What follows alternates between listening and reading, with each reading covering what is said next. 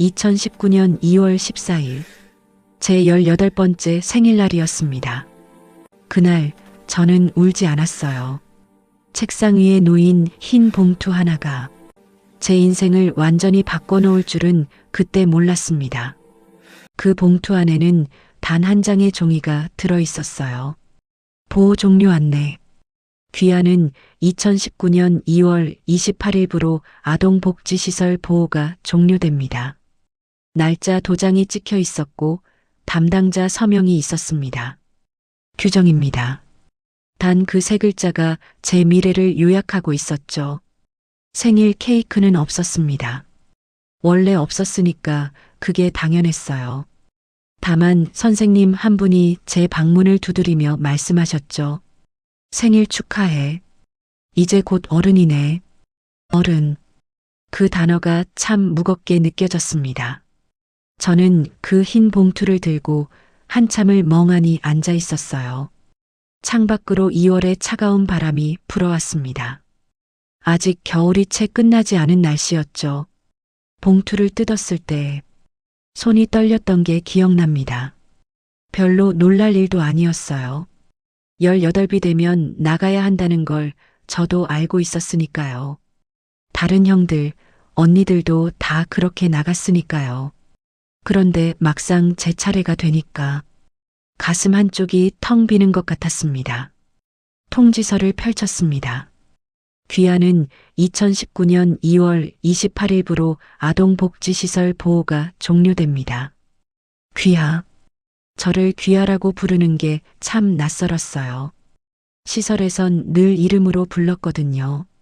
아니, 사실 이름도 제 이름이 아니었죠. 시설장님이 지어주신 이름이었습니다. 부모님이 없으니까 누군가는 이름을 지어줘야 했으니까요. 저는 그 종이를 한참 들여다봤습니다. 날짜 도장. 2019년 2월 14일. 제 생일날 찍힌 도장이었어요. 담당자 서명.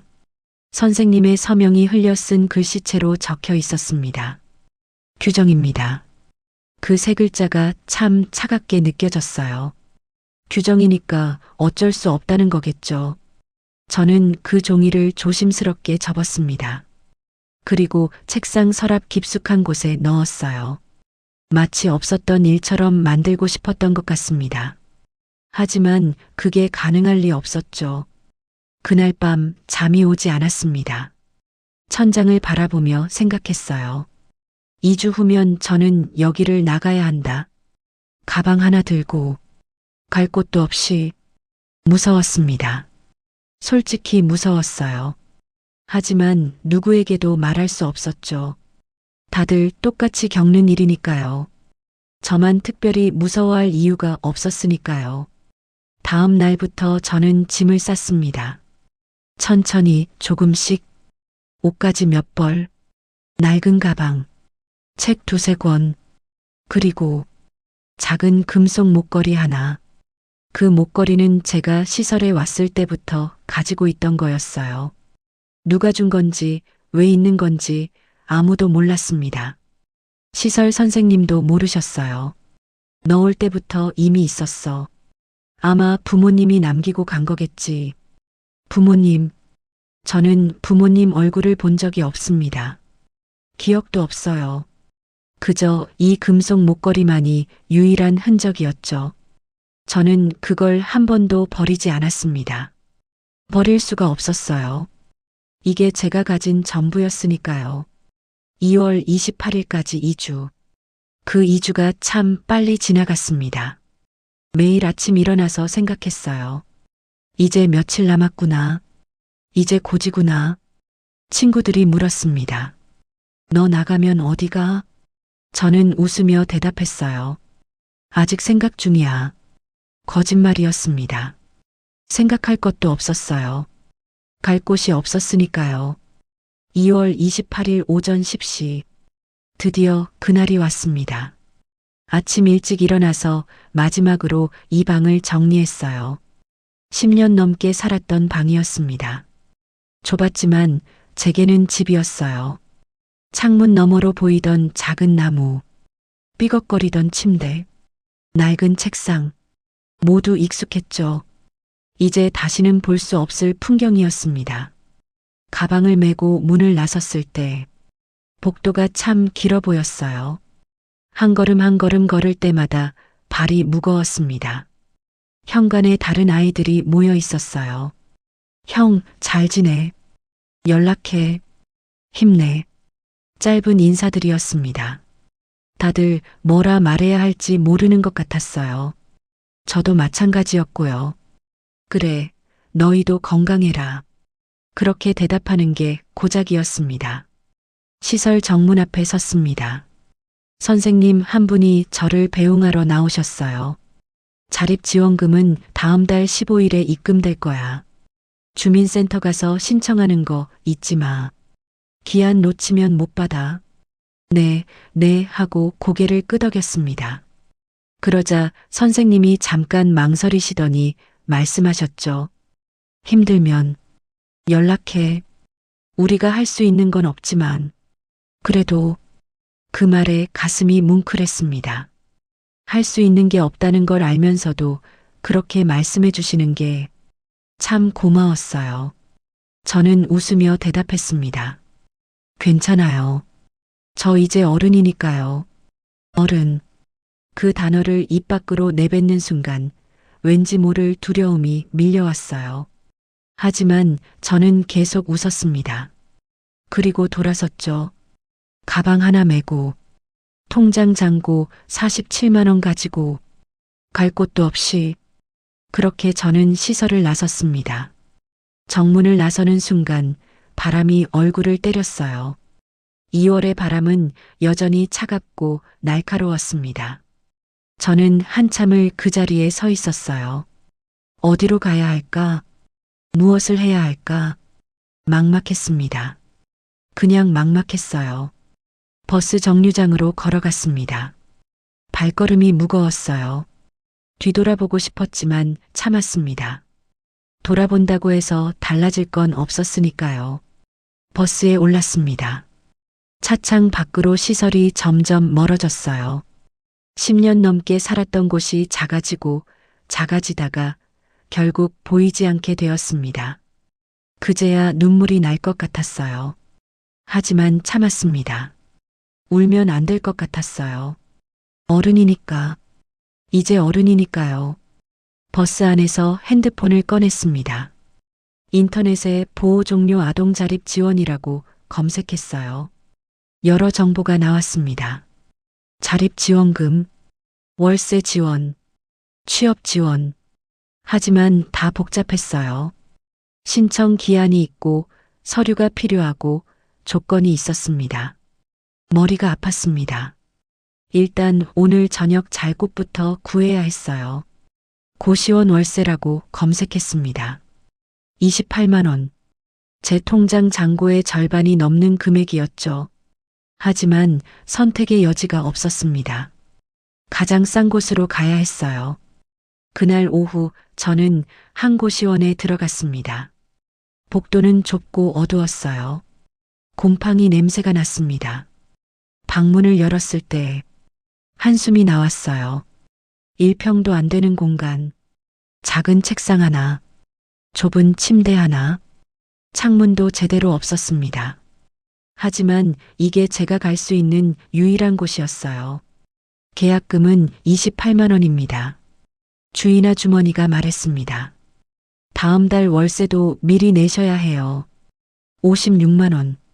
제 통장 잔고보다 많았어요. 자립지원금 들어오면 바로 드릴게요. 그렇게 사정했습니다. 주인 아주머니는 한참을 저를 보시더니 한숨을 쉬셨어요. 이번만이에요. 다음 달엔 꼭 내야 돼요. 네, 감사합니다. 그렇게 저는 그 좁은 방에 짐을 풀었습니다. 가방 하나 덩그러니 놓으니 방이 더 텅 비어 보였어요. 침대에 앉았습니다. 그리고 깨달았죠. 이제 정말 혼자구나. 아무도 없구나. 그날 밤 처음으로 울었습니다. 소리 내지 않고 조용히 베개에 얼굴을 묻고 울었어요. 다음 날부터 저는 일자리를 구하기 시작했습니다.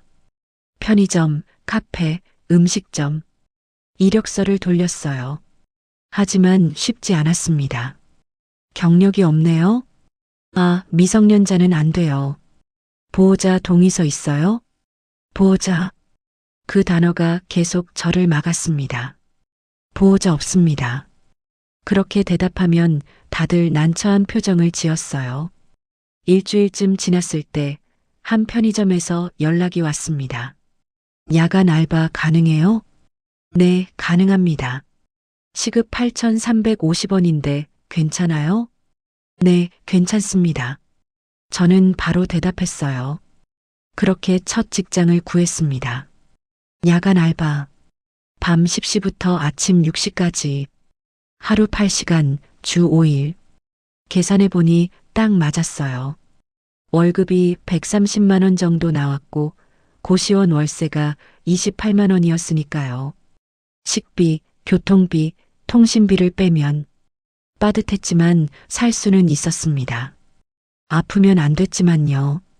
첫 출근 날 편의점 문을 열고 들어갔을 때 카운터 뒤에 서니까 참 어색했어요. 잘 부탁드립니다. 사장님은 간단하게 업무를 알려주시고 가셨습니다. 그날 밤 저는 처음으로 8시간 동안 편의점에 홀로 있었어요. 손님이 오면 계산하고 물건을 정리하고 바닥을 닦고 단순한 일이었지만 피곤했습니다. 새벽 4시쯤 되니까 정신이 몽롱했어요. 눈을 비비며 카운터에 앉아 있었습니다. 그때 한 손님이 들어왔어요. 취객이었습니다. 야, 너 몇 살이야? 20살입니다. 20살? 어려 보이네. 학생이야? 아닙니다. 그럼 뭐해? 대답하기가 싫었어요. 일합니다. 일? 이 나이에 벌써 일을 해? 부모님은 뭐 하시는데? 그 질문에 가슴이 철렁했습니다. 계십니다. 거짓말이었어요. 하지만 사실을 말할 수가 없었습니다. 취객은 해에 웃으며 술을 사고 나갔습니다. 저는 한참을 그 자리에 서 있었어요. 부모님, 그 단어가 제게는 너무 먼 이야기였습니다. 주민센터에 가서 서류를 떼었던 날이 기억납니다. 가족관계 증명서, 보호자 연락처는요? 없습니다. 가족관계 증명서 떼셨어요? 네. 직원분이 서류를 건네주셨어요. 출생신고인 김재원 시설장 이름이었습니다. 부모 미상, 그 두 글자가 참 씁쓸했습니다. 저는 그 서류를 접어서 가방 안쪽 주머니에 넣었어요. 보호 종료 통지서 옆에 두 장의 종이가 제 인생을 요약하고 있었습니다. 보호 종료, 부모 미상, 그게 저였어요.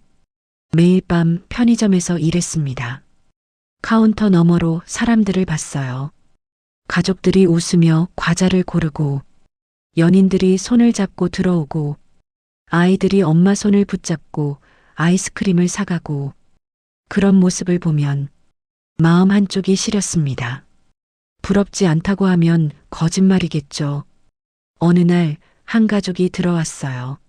아빠, 엄마, 그리고 어린 딸. 딸아이가 과자를 고르고 있었습니다. 이거 사줘. 그래, 그거 사자. 엄마가 웃으며 과자를 집어들었어요. 그리고 카운터로 왔습니다. 저는 바코드를 찍었어요. 8,400원입니다. 계산을 마치고 봉투에 담아드렸습니다. 그때 엄마가 과자 하나를 더 꺼내시더니 저에게 건네셨어요. 하나 더 드릴게요. 저는 손을 저었습니다. 괜찮습니다. 아니에요, 받으세요. 밤새 일하시느라 힘드시죠? 엄마는 웃으며 말했습니다. 힘내요, 학생. 학생. 저는 학생이 아니었지만 그냥 고개를 숙였어요. 감사합니다. 가족이 나가고 저는 그 과자를 물끄러미 바라봤습니다. 그리고 눈물이 났어요. 왜 눈물이 나는지 모르겠었어요. 그냥 그 따뜻함이 너무 낯설어서 그랬던 것 같습니다. 그날 밤 퇴근 후 고시원 방으로 돌아왔습니다. 받은 과자를 책상 위에 놓고 한참을 봤어요. 그리고 라면을 끓여 먹으며 보호 종료 통지서를 다시 꺼내봤습니다. 종이 한 장, 날짜 도장, 규정입니다. 이게 제 인생이었어요. 규정 속에서 태어나고, 규정 속에서 자라고, 규정 속에서 쫓겨나고, 그렇게 살아가는 거였습니다. 몇 달이 지났습니다. 편의점 야간 알바만으론 부족했어요.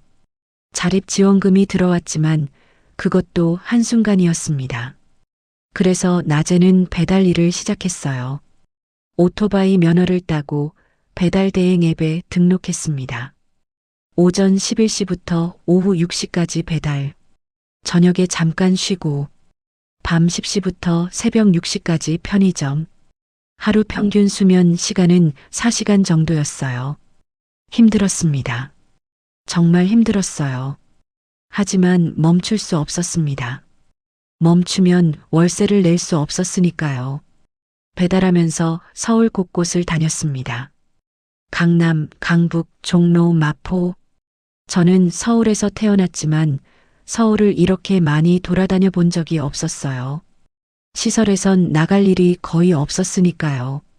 어느 날 강남 쪽으로 배달을 갔습니다. 고급 아파트 단지였어요. 배달을 마치고 나오는데 우연히 한 병원 앞을 지나갔습니다. 서울병원.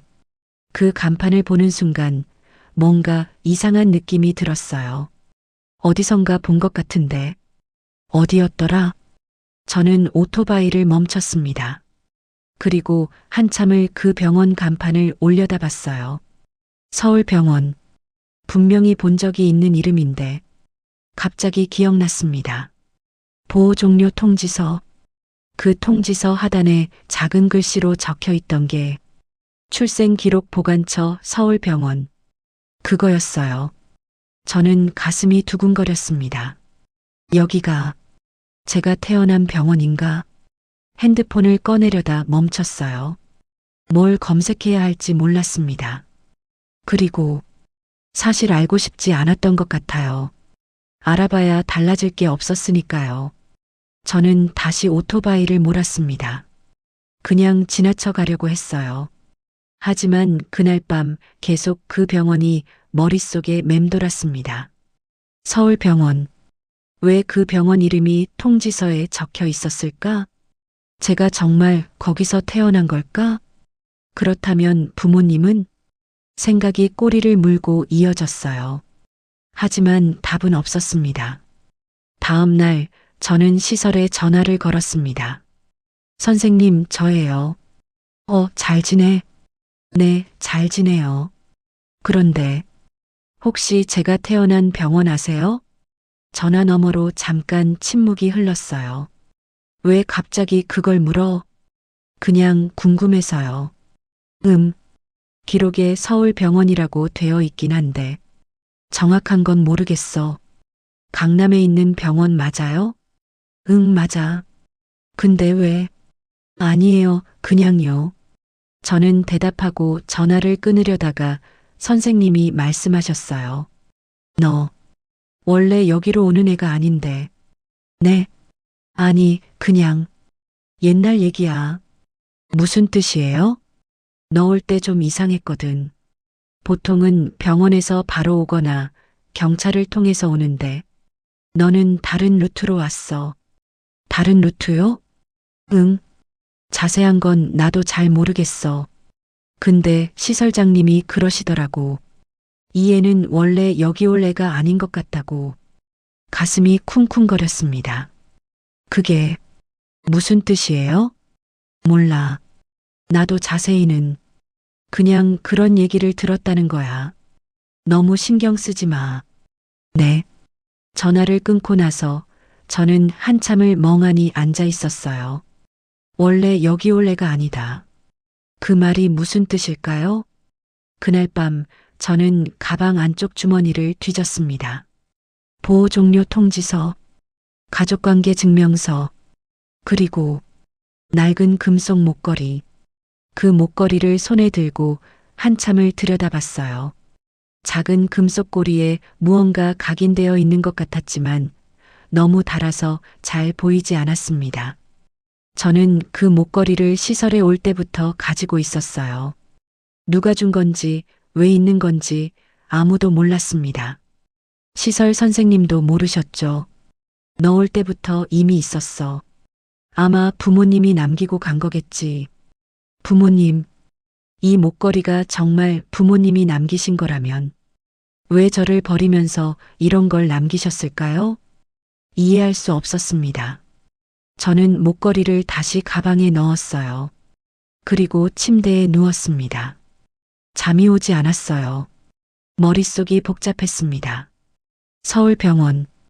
원래 여기 올 애가 아니다. 금속 목걸이. 이 모든 게 무슨 의미일까요? 하지만 답을 찾을 방법이 없었어요. 저는 그냥 모르는 척하고 살기로 했습니다. 알아봐야 달라질 게 없었으니까요. 2019년 8월, 여름이었습니다. 무더운 날씨 속에서 저는 여전히 배달 일을 하고 있었어요. 땀이 계속 났지만 멈출 수 없었습니다. 돈을 벌어야 했으니까요. 그날도 평범한 하루였어요. 오전 11시부터 배달을 시작했습니다. 햇볕이 뜨거웠어요. 헬멧 안은 찜통 같았습니다. 하지만 익숙한 일이었죠. 오후 3시쯤 강남 쪽으로 배달이 들어왔습니다. 중국집 음식이었어요. 오토바이 뒤에 음식을 싣고 출발했습니다. 신호등에 멈춰 섰을 때 갑자기 뒤에서 급정거하는 소리가 들렸어요. 그리고 충격. 쾅당. 저는 오토바이와 함께 넘어졌습니다. 아스팔트에 몸이 부딪히는 순간 눈앞이 하얘졌어요. 아! 소리가 저절로 나왔습니다. 정신을 차리고 보니 뒤에 차가 한 대 서 있었어요. 운전자가 급히 내렸습니다. 괜찮아요? 죄송해요. 저는 일어나려고 했지만 다리가 후들거렸습니다. 괜찮습니다. 하지만 괜찮지 않았어요. 온몸이 아팠고 가방이 찢어져 있었습니다. 음식은 다 쏟아져 있었고요. 병원 가야 할 것 같은데요. 제가 모셔다 드릴게요. 운전자분이 말했습니다. 저는 거절하고 싶었지만 몸이 말을 듣지 않았어요. 결국 차에 올라탔습니다. 병원 응급실로 갔어요. 하필이면 그 병원이었습니다. 서울병원. 제가 며칠 전 우연히 지나쳤던 그 병원. 응급실에 들어가자 간호사가 다가왔습니다. 어디 다치셨어요? 팔이랑 다리가 좀. 보호자 연락처 좀 주세요. 또 그 질문이었어요. 없습니다. 가족은요? 없습니다. 간호사는 잠깐 멈칫했지만 곧 고개를 끄덕이며 차트를 작성했습니다. 검사를 받았어요. 다행히 큰 부상은 없었습니다. 찰과상이랑 타박상 정도였죠. 일주일 정도 쉬시면 괜찮을 거예요. 의사 선생님이 말씀하셨습니다. 일주일. 그게 제게는 큰 문제였어요. 일주일을 쉬면 돈을 벌 수 없었으니까요. 하지만 어쩔 수 없었습니다. 처치를 받고 대기실에 앉아 있었어요. 그때 간호사가 찢어진 제 가방을 들고 왔습니다. 가방이 많이 찢어졌네요. 물건들 좀 챙겨드릴게요. 아, 네. 감사합니다. 간호사는 가방 속 물건들을 정리하기 시작했어요. 보호 종료 통지서, 가족관계 증명서, 그리고 낡은 금속 목걸이. 간호사가 목걸이를 집어들었습니다. 이거 어디서 난 거예요? 모르겠어요. 원래 있던 거예요. 간호사는 목걸이를 자세히 들여다봤습니다. 그리고 눈빛이 변했어요. 뭔가 놀란 표정이었습니다. 잠깐만요. 간호사가 급히 자리를 떠났습니다. 저는 어리둥절했어요. 무슨 일이지? 10분쯤 지났을까요? 간호사가 다시 왔습니다. 그런데 이번엔 혼자가 아니었어요. 나이 지긋한 의사 선생님이 함께 오셨습니다. 나중에 알았지만 그분이 병원 원장님이셨어요. 실례지만 이 목걸이 좀 볼 수 있을까요? 원장님이 조심스럽게 물으셨습니다. 네. 저는 목걸이를 건넸어요. 원장님은 목걸이를 받아들고 손이 미세하게 떨리는 게 보였습니다. 그리고 목걸이 뒷면을 확인하셨어요. 한참을 들여다보시더니 저를 보셨습니다. 이 목걸이 어디서 났어요? 시설에 있을 때부터 있었어요. 시설? 네, 아동복지시설이요. 원장님의 얼굴이 창백해졌습니다. 혹시 생년월일이? 원장님은 차트를 확인하셨어요. 그리고 숨을 크게 들이마셨습니다. 2001년 2월 14일. 네, 맞습니다. 원장님은 목걸이를 다시 들여다보셨어요. 그리고 떨리는 목소리로 말씀하셨습니다. 이 목걸이 뒷면에 각인이 있어요. 각인이요? HJ 2010-14 HJ. 그게 뭘 의미하는 건지 몰랐어요. 이게 무슨 뜻인가요? 원장님은 저를 똑바로 보셨습니다. 눈빛이 심각했어요. 당신, 혹시 이 병원에서 태어났나요? 모르겠어요. 기록에는 그렇게 나와 있다고 들었지만, 원장님은 간호사에게 뭔가 지시하셨습니다. 간호사가 급히 어디론가 갔어요. 그리고 5분 후 태블릿을 들고 돌아왔습니다. 원장님은 태블릿을 보시더니 저에게 화면을 보여주셨어요. 2001년 2월 14일 출생 기록. 신생아 1명 실종. 병원 내부 CCTV 증거 없음. 경찰 수사 종결 미제. 저는 숨이 멎었습니다. 이게 무슨 18년 전 이 병원에서 한 아기가 사라졌습니다. 원장님이 조용히 말씀하셨어요. 출산 직후 신생아실에서 갑자기 사라진 거예요. CCTV도 고장 나 있었고 범인도 찾지 못했습니다. 그 아기의 부모님은 원장님이 말을 잠깐 멈추셨어요. 지금도 아이를 찾고 계십니다. 가슴이 쿵쿵거렸습니다. 그게 저라는 말씀이신가요? 목걸이에 각인. HJ는 아기 엄마가 직접 새긴 이니셜입니다. 출산 전에 미리 준비한 거였죠. 그리고 2010-14는 출생 예정일이었고요. 세상이 멈춘 것 같았어요. 저는 말이 나오지 않았습니다. 원장님은 핸드폰을 꺼내셨어요. 연락드려야 할 것 같습니다. 그분들에게. 누구요? 당신의 부모님께요. 부모님. 그 단어가 현실로 다가오는 순간이었습니다. 원장님이 전화를 거셨습니다. 저는 그 옆에 서서 숨도 제대로 쉴 수 없었어요. 심장이 터질 것 같았습니다. 여보세요. 저 서울병원 원장입니다. 전화 너머로 무슨 말이 오가는지 정확히 들리지 않았어요. 하지만 원장님의 표정이 점점 진지해지는 게 보였습니다. 네, 맞습니다. 그 날짜에 태어난 아이가 지금 여기 있습니다. 목걸이도 가지고 있습니다. H, J 각인이 있는. 네, 알겠습니다. 원장님이 전화를 끊으셨어요. 그리고 저를 보셨습니다. 오십니다.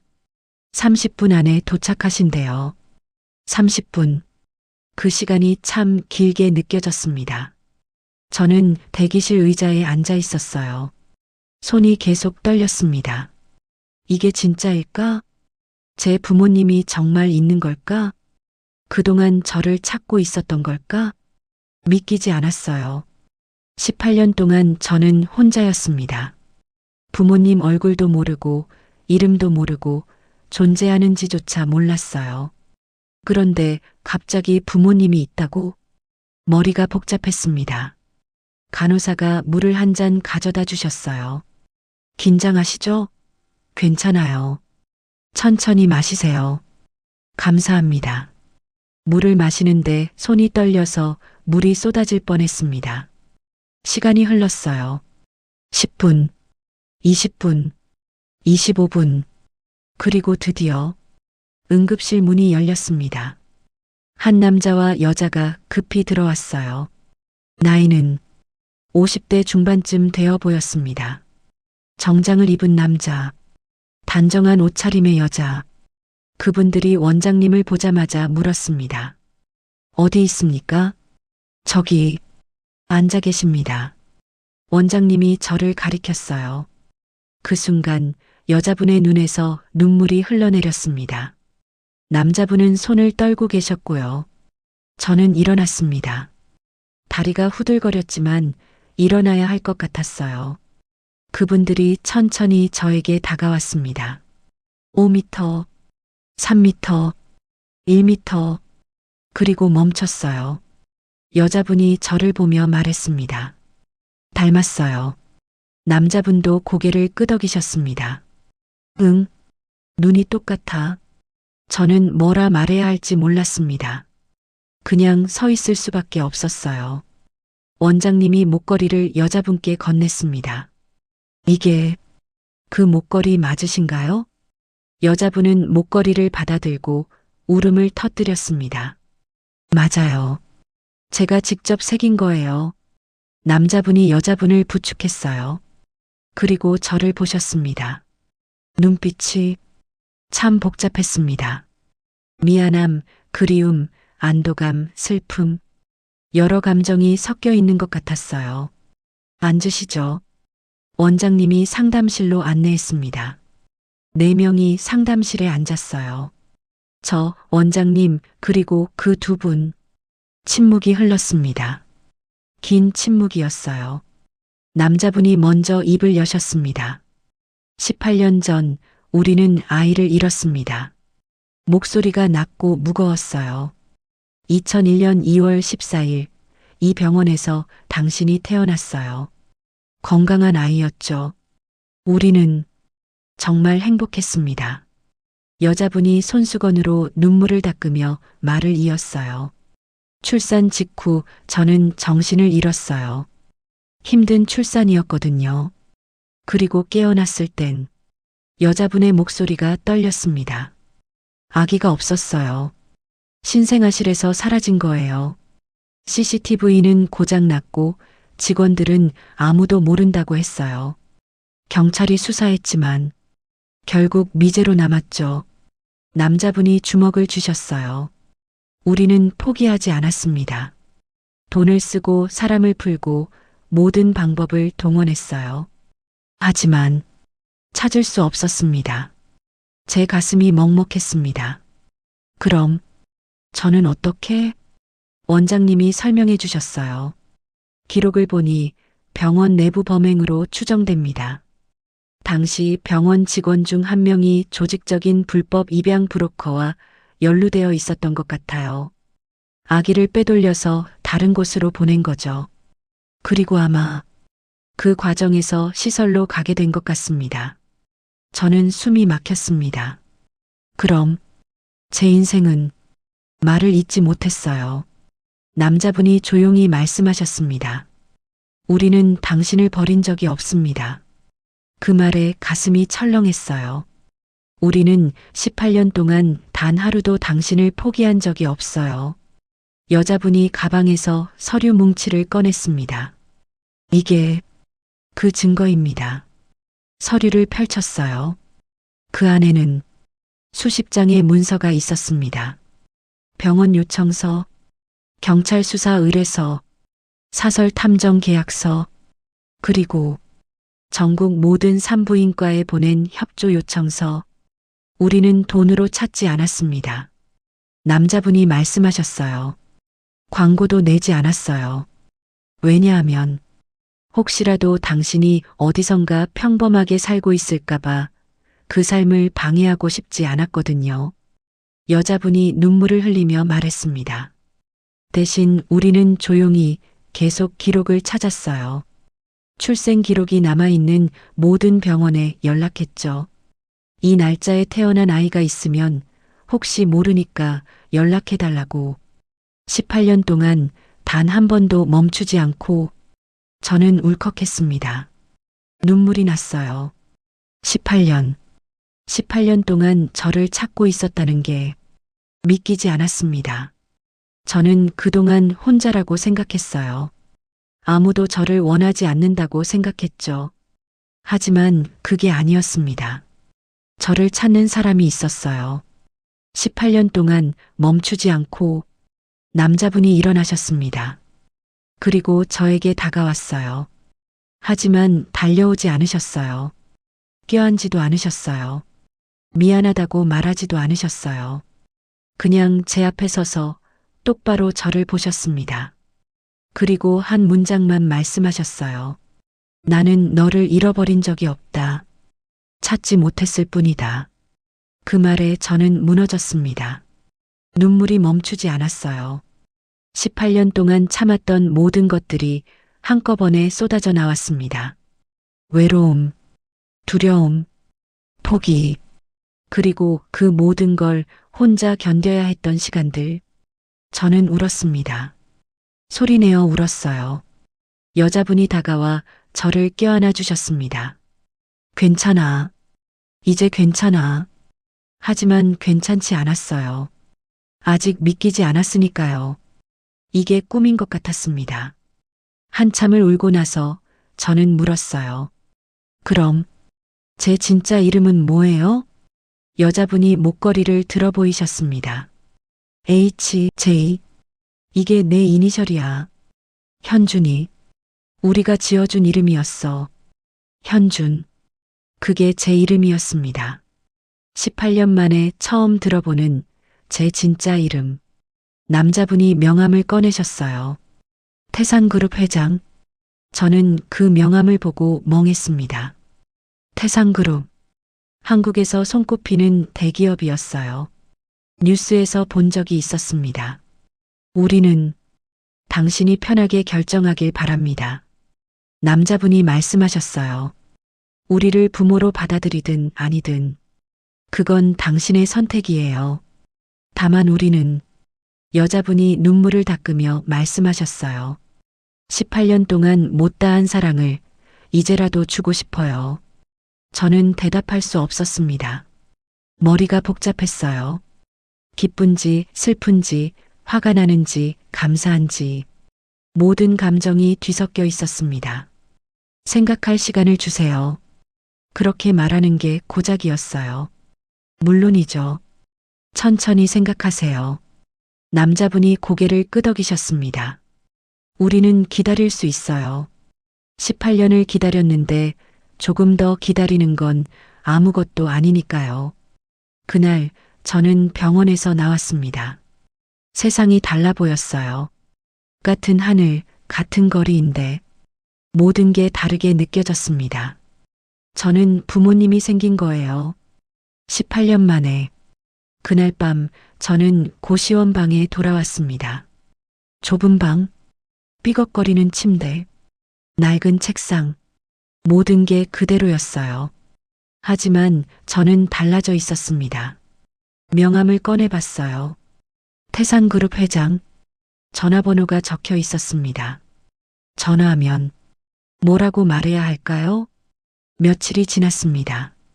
저는 여전히 배달 일을 했고 편의점 알바를 했어요. 달라진 건 없었습니다. 하지만 마음은 계속 흔들렸어요. 재벌 집안의 자식. 그게 제 정체였다니. 상상도 못한 일이었습니다. 어느 날 다시 그 병원 앞을 지나갔어요. 배달 중이었습니다. 저는 오토바이를 멈추고 병원을 올려다봤습니다. 여기서 제 인생이 바뀐 거예요. 2번. 18년 전 여기서 사라졌고, 한 달 전 여기서 다시 찾아졌죠. 핸드폰이 울렸습니다. 모르는 번호였어요. 여보세요? 현준아, 나야. 여자분의 목소리였습니다. 어머니, 라고 불러야 하는 분. 네. 어떻게 지내니? 잘 지냅니다. 밥은 먹었어? 그 질문에 가슴이 먹먹했어요. 밥은 먹었냐고. 그런 질문을 받은 게 얼마 만인지 모르겠습니다. 네, 먹었어요. 거짓말이었어요. 라면 하나로 때웠거든요. 현준아, 네. 너무 부담 갖지 마. 우리는 그냥 내가 건강하게 지냈으면 좋겠어. 그것만으로도 충분해. 전화를 끊고 저는 한참을 멍하니 앉아 있었습니다. 며칠 후 남자분에게서도 연락이 왔어요. 현준아, 아버지야. 아버지.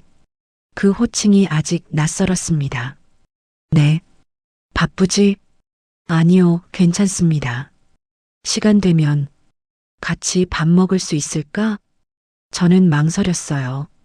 하지만 거절할 수 없었습니다. 네. 며칠 후 저는 한 식당 앞에 섰습니다. 고급 식당은 아니었어요. 평범한 한 식당이었습니다. 들어가니 아버지가 이미 앉아 계셨어요. 왔구나. 앉아. 저는 앉았습니다. 뭐 먹고 싶어? 아무거나요. 그럼 이거 2개 주세요. 아버지가 주문하셨어요.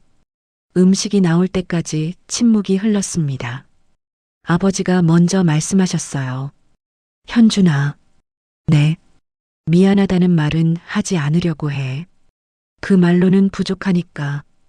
다만 이것만은 알아줬으면 좋겠어. 우리는 너를 포기한 적이 없어. 알아요. 그리고 앞으로도 포기하지 않을 거야. 내가 우리를 받아들이든 아니든. 저는 고개를 들었어요. 아버지는 제 눈을 똑바로 보고 계셨습니다. 너는 우리 아들이야. 그건 변하지 않아. 음식이 나왔습니다. 우리는 밥을 먹었어요. 오랜만에 누군가와 함께 먹는 밥이었습니다. 맛있었어요. 음식 맛이 아니라 함께라는 게 그날 밤 저는 결정했습니다. 다음 날 저는 태상그룹 본사 앞에 섰어요.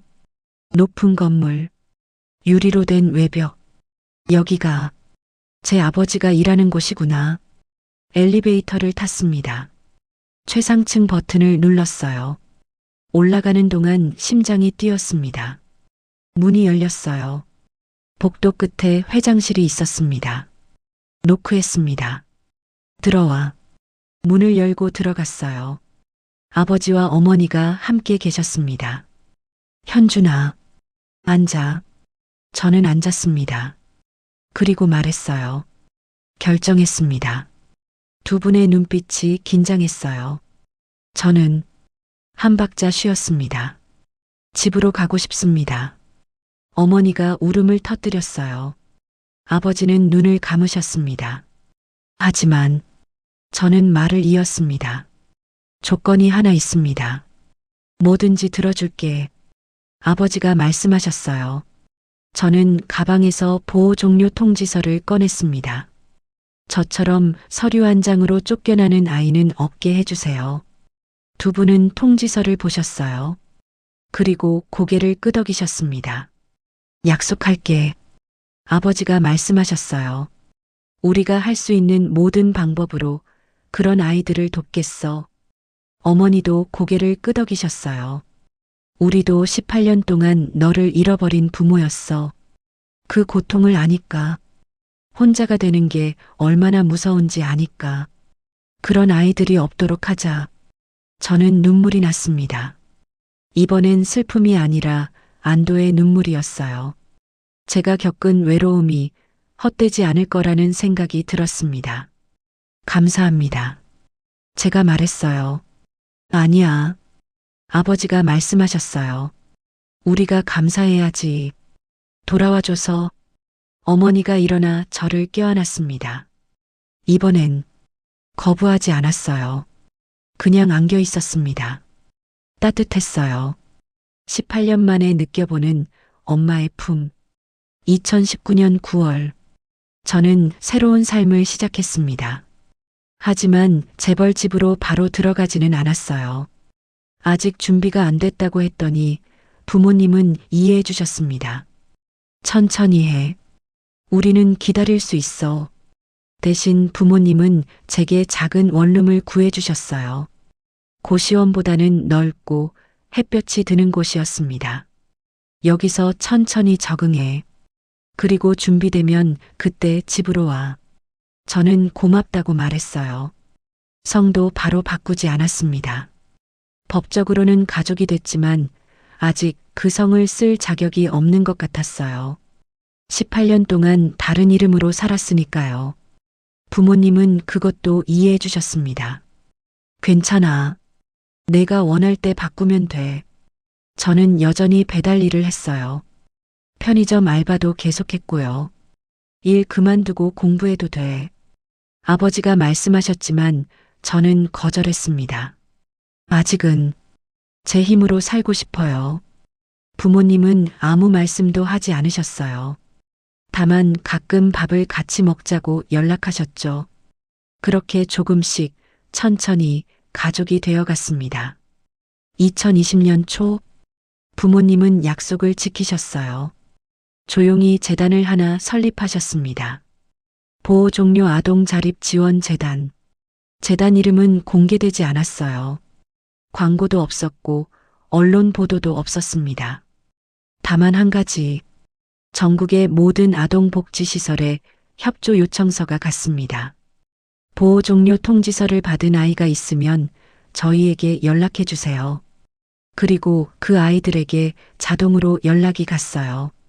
당신은 혼자가 아닙니다. 필요한 것이 있으면 언제든 연락하세요. 월세 지원, 생활비 지원, 취업교육, 심리상담, 모든 것이 무료였습니다. 조건도 없었어요. 그냥 도움이 필요한 아이들을 돕는 거였습니다. 저는 그 재단에서 자원봉사를 시작했어요. 제가 겪었던 일들을 다른 아이들이 겪지 않도록. 처음 만난 아이가 기억납니다. 19살 여자아이였어요. 보호종료 통지서를 받고 갈 곳이 없다고 했습니다. 저는 그 아이에게 말했어요. 괜찮아요. 이제 혼자가 아니에요. 그 아이가 울었습니다. 저도 같이 울었어요. 그 아이의 마음을 알았으니까요. 2020년 저는 대학에 입학했습니다. 사회복지학과. 부모님은 다른 과를 권하셨지만 저는 이 길을 선택했어요. 제가 할 수 있는 일을 하고 싶어요. 부모님은 웃으며 말씀하셨습니다. 내가 선택한 거면 우리는 응원할게. 대학 생활은 낯설었어요. 또래 친구들은 걱정 없이 웃고 떠들었지만 저는 그럴 수 없었습니다. 이미 너무 많은 걸 겪었으니까요. 하지만 괜찮았어요. 저는 제 길을 가고 있었으니까요. 2021년 저는 재단에서 정식으로 일하기 시작했습니다. 대학을 다니면서 아르바이트처럼요. 보호종료 아이들을 만나고 상담하고 도왔습니다. 어느 날 한 아이가 물었어요. 형은 왜 이 일해요? 저는 잠깐 생각하다가 대답했습니다. 나도 너랑 같았거든. 네. 나도 보호종료 통지서 받았어. 18살 때. 그 아이가 놀란 눈으로 저를 봤어요. 진짜요? 응, 진짜야. 저는 제 이야기를 들려줬습니다. 시설에서 나오던 날, 고시원에서 혼자 울던 밤, 편의점에서 일하던 시간들, 그리고 우연히 부모님을 찾게 된 이야기. 형은 행운이었네요. 그 아이가 말했어요. 저는 고개를 저었습니다. 행운이 아니야. 포기하지 않은 거지. 제 부모님도 저도. 그 아이는 한참을 생각하더니 말했어요. 저도 포기하지 않을게요. 저는 웃었습니다. 그래, 포기하지 마. 2022년, 재단은 점점 커졌어요. 더 많은 아이들을 도울 수 있게 됐습니다. 전국 200개 시설과 협력했고 매년 500명 이상의 아이들을 지원했어요. 하지만 여전히 조용했습니다. 언론에 나가지 않았고 광고도 하지 않았어요. 그냥 묵묵히 일했습니다. 아버지가 말씀하셨어요. 우리가 하는 일은 자랑할 게 아니야. 당연히 해야 할 일이지. 저도 동의했습니다. 2023년, 저는 22살이 됐어요. 그리고 드디어 집으로 들어갔습니다. 부모님 집, 제 진짜 집, 18년 만에 돌아간 집이었어요. 현관문을 열고 들어갔을 때 어머니가 울었습니다. 잘 왔어. 우리 아들. 아버지는 웃으셨어요. 천천히 적응해. 여기가 내 집이야. 제 방이 있었어요. 18년 전 태어났을 때부터 준비된 방이었습니다. 파란색 벽지, 작은 책상, 따뜻한 이불. 모든 게 새 것이었지만 왠지 익숙했어요. 저는 그 방에서 첫날 밤을 보냈습니다. 편히 잠들었어요. 18년 만에 처음으로 2024년 저는 대학을 졸업했습니다. 사회복지학과 학사. 졸업식에 부모님이 오셨어요. 어머니는 계속 사진을 찍으셨고 아버지는 뿌듯한 표정이셨습니다. 자랑스럽다 아들. 그 말에 눈물이 났어요. 제가 누군가의 자랑이 될 수 있다는 게 믿기지 않았습니다. 졸업 후 저는 재단에서 정식으로 일하기 시작했어요. 재벌 집안의 성은 여전히 쓰지 않았습니다. 언론에도 나가지 않았고요. 그냥 현준이라는 이름으로 조용히 일했습니다. 매년 2월 28일 저는 특별한 일을 합니다. 그날은 제가 시설을 나온 날이거든요. 보호 종료 통지서를 받고 세상으로 나온 날. 그날이 되면 저는 전국의 시설을 찾아갑니다. 그리고 보호 종료를 앞둔 아이들을 만나요. 안녕. 나도 너희랑 같았어. 아이들은 처음엔 의아해합니다. 하지만 제 이야기를 듣고 나면 눈빛이 달라져요. 형도요? 응. 나도. 저는 제 보호 종료 통지서를 보여줍니다. 18년 전 제가 받았던 그 종이. 이 종이가 끝이 아니야. 제가 말해요. 이건 시작이야. 새로운 시작. 힘들겠지. 무섭겠지. 외롭겠지. 하지만 포기하지 마. 너는 혼자가 아니야. 아이들이 웁니다. 저도 같이 울어요. 그리고 약속합니다. 내가 너희 곁에 있을게. 언제든 연락해. 지난 5년 동안 저는 수백 명의 아이들을 만났습니다. 그중 몇몇은 제게 연락해요. 형, 대학 붙었어요. 형, 취직했어요. 형, 저 결혼해요. 그 소식들이 제게는 가장 큰 기쁨입니다. 어느 날 한 아이가 물었어요. 형은 왜 재벌 집안 성을 안 써요? 쓰면 더 편할 텐데. 저는 웃으며 대답했습니다. 내가 도와줄 수 있는 건 돈이 아니야. 그럼요. 마음이지. 같은 길을 걸어본 사람의 마음. 형이 재벌이면 아이들이 거리감을 느낄 거야. 하지만 형이 그냥 현준이면 더 가까이 다가올 수 있어. 그 아이가 고개를 끄덕였어요.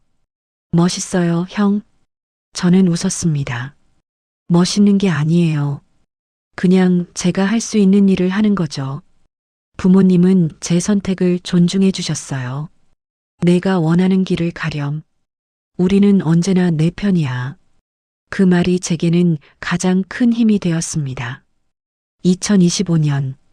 지금 저는 24살입니다. 재단에서 일하며 아이들을 돕고 있어요. 여전히 매년 2월 28일이 되면 시설을 찾아갑니다. 보호 종료를 앞둔 아이들을 만나고 이야기를 나눠요. 어제도 한 아이를 만났습니다. 18살 남자아이였어요. 보호 종료 통지서를 받고 멍하니 앉아 있더라고요.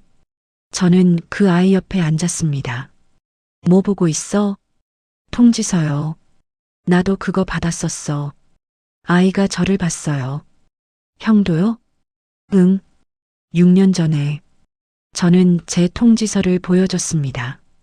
구겨지고 낡았지만 여전히 가지고 있는 그 종이. 이게 형 거예요? 응. 내 인생에서 가장 중요한 종이야. 중요해요? 이게요? 저는 고개를 끄덕였어요. 이 종이가 있었기에 내가 지금 여기 있거든. 무슨 뜻이에요? 저는 창밖을 바라봤습니다. 이 종이는 끝이 아니야. 시작이야. 끝처럼 느껴지는데요. 나도 그랬어. 그때는 저는 그 아이에게 제 이야기를 들려줬어요. 시설을 나오던 날, 혼자 울던 밤, 배달하던 날들, 그리고 우연히 부모님을 찾게 된 이야기. 아이는 눈을 크게 뜨고 들었습니다. 그럼 형은 행복해요? 저는 잠깐 생각했어요. 행복한가? 솔직히 말하면 아직도 가끔 힘듭니다. 18년의 외로움이 완전히 사라진 건 아니니까요. 하지만 그래도, 응, 행복해. 진짜요? 응, 진짜야. 왜요? 저는 그 아이의 눈을 봤어요. 포기하지 않았거든. 나도 날 찾던 사람들도. 그래서 지금 여기 있어. 너랑 이렇게 얘기하면서 아이가 울먹였어요. 저도 포기하지 않으면 행복해질 수 있을까요? 저는 그 아이의 어깨를 토닥였습니다. 당연하지. 넌 할 수 있어. 혼자가 무서운데. 혼자가 아니야. 저는 제 명함을 건넸어요. 재단 상담사 현준. 전화번호가 적혀 있었습니다. 언제든 연락해. 내가 있을게. 정말이요? 정말이야. 약속해. 그 아이가 명함을 꼭 쥐었어요. 그리고 작게 웃었습니다. 저는 그 웃음을 보며 생각했어요. 아, 이래서 이 일을 하는구나. 오늘도 저는 보호 종료 통지서를 가방에 넣고 다닙니다. 6년 전 제가 받았던 그 종이 구겨지고 낡았지만 절대 버리지 않아요. 왜냐하면 이 종이가 제게 가르쳐 줬거든요. 끝처럼 보이는 게 사실은 시작일 수도 있다는 걸. 규정처럼 차가운 것도 누군가에게는 희망이 될 수 있다는 걸. 보호 종료 통지서는 저를 버린 종이가 아니었습니다. 저를 집으로 데려간 가장 느린 길의 시작이었어요. 18년이 걸렸지만 저는 결국 집으로 돌아왔습니다. 부모님을 만났고 가족이 됐고 사랑받는 법을 배웠어요. 그리고 이제 저는 다른 아이들에게도 말해주고 싶습니다. 포기하지 말라고. 너는 혼자가 아니라고. 언젠가는 너도 내 자리를 찾을 거라고. 매년 2월 28일, 저는 시설을 찾아갑니다. 6년 전 제가 떠났던 그 문 앞에 서서 안을 바라봐요. 그리고 생각합니다. 아, 나는 여기서 시작했구나. 이 문을 나서던 그날 나는 끝이라고 생각했지. 하지만 그게 아니었어. 시작이었어. 가장 힘들었지만 가장 의미 있었던 여정의 시작. 어느 날 어머니가 물으셨어요. 현준아, 우리 성으로 바꾸지 않을 거야? 저는 잠깐 생각했습니다. 아직은요. 왜? 제가 돕는 아이들이 저를 그냥 현준으로 알았으면 좋겠어요. 재벌 집안의 누군가가 아니라 같은 길을 걸어본 현준이요. 어머니는 웃으며 제 머리를 쓰다듬어 주셨어요. 그래, 내가 원하는 대로 해. 아버지도 말씀하셨습니다. 내가 우리 아들이라는 건 변하지 않아. 어떤 성을 쓰든 저는 고맙다고 말했어요. 이해해 주셔서, 기다려 주셔서 18년을 포기하지 않으셨던 것처럼 지금도 제 선택을 존중해 주셔서 지난 6년 저는 수백 명의 아이들을 만났습니다. 그 아이들 중 일부는 지금 대학생이 됐고, 일부는 직장인이 됐고, 일부는 아직 길을 찾고 있어요. 하지만 모두 한 가지는 같습니다. 포기하지 않았다는 것. 어제 한 아이에게서 문자가 왔어요. 6년 전 제가 처음 만났던 그 여자아이였습니다. 형, 저 이번에 사회복지사 시험 붙었어요. 저는 웃으며 답장했습니다. 축하해. 넌 할 수 있을 줄 알았어. 형 덕분이에요. 아니야. 내가 포기하지 않았으니까. 그 아이는 이제 저처럼 다른 아이들을 돕고 싶다고 했어요. 자기도 같은 길을 걸어봤으니까 더 잘 도울 수 있을 것 같다고. 저는 고맙다고 했습니다. 내가 포기하지 않아줘서 그렇게 또 한 명의 희망이 만들어지는 거니까. 오늘도 저는 재단에 출근합니다. 작은 사무실, 낡은 책상. 하지만 이곳이 제게는 가장 소중한 곳이에요. 여기서 저는 제가 할 수 있는 일을 합니다. 보호 종료 통지서를 받은 아이들에게 말해주는 거죠. 이게 끝이 아니라고. 시작이라고. 너는 혼자가 아니라고. 문득 가방에서 제 통지서를 꺼내봅니다. 2019년 2월 14일. 그날부터 6년이 흘렀어요. 저는 많이 변했습니다. 혼자였던 아이에서 누군가의 아들이 됐고, 외로웠던 청년에서 다른 이들을 돕는 사람이 됐어요. 하지만 변하지 않은 게 하나 있습니다. 이 통지서를 소중히 간직한다는 것. 왜냐하면 이 종이가 제게 가장 중요한 것을 가르쳐 줬으니까요. 포기하지 않으면 길은 열린다는 것. 가장 어두운 순간이 때로는 가장 밝은 시작일 수 있다는 것. 그리고 혼자인 것 같아도 어딘가에는 나를 찾는 사람이 있다는 것. 오늘도 저는 이 통지서를 가방에 넣습니다. 그리고 나갑니다. 보호 종료를 앞둔 아이들을 만나러. 그들에게 말해주러. 너는 혼자가 아니야. 내가 있고 너를 도울 사람들이 있어. 포기하지 마. 이 통지서는 끝이 아니라 시작이니까. 보호 종료 통지서는 아이를 버린 종이가 아니었습니다. 아이를 집으로 데려간 가장 느린 길의 시작이었습니다. 18년이 걸렸지만 저는 집으로 돌아왔어요. 그리고 이제 다른 아이들도 그들의 집으로 돌아갈 수 있도록 돕고 있습니다. 한 명씩 천천히 포기하지 않고. 그게 제 인생입니다. 보호 종료 통지서 한 장에서 시작된 가장 아름다운 여정. 그리고 이 여정은 아직 끝나지 않았습니다. 더 많은 아이들이 기다리고 있으니까요. 저는 계속 걸어갈 겁니다. 보호 종료 통지서. 그 한 장이 가르쳐 준 것. 끝처럼 보이는 순간도 누군가에게는 시작이 될 수 있다는 것. 포기하지 않으면 기적은 일어난다는 것. 오늘 이 이야기가 여러분의 마음에 닿았다면 아래 좋아요 버튼으로 마음을 전해주세요. 그리고 구독 버튼을 눌러주시면 다음 이야기도 함께 들으실 수 있습니다. 여러분의 응원이 더 많은 감동을 만듭니다. 감사합니다.